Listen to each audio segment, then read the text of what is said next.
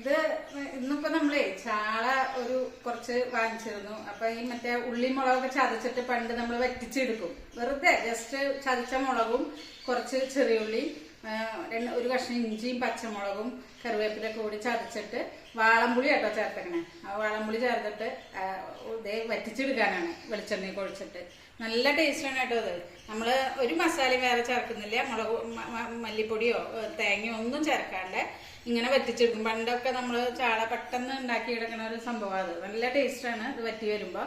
ആ മുളകും പുളിയും ഉപ്പൊക്കെ പിടിച്ചിട്ട് നല്ല ടേസ്റ്റാണ്. ആ ചെറിയ ഉള്ളിയുടെ ടേസ്റ്റ്, ചെറിയ ഉള്ളി തന്നെ വേണം കേട്ടോ, സവാള എടുക്കരുത്.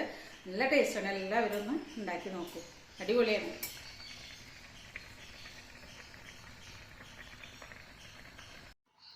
നമുക്ക് ഈ കറി ഒന്ന് ടേസ്റ്റ് ചെയ്ത് നോക്കാം കേട്ടോ.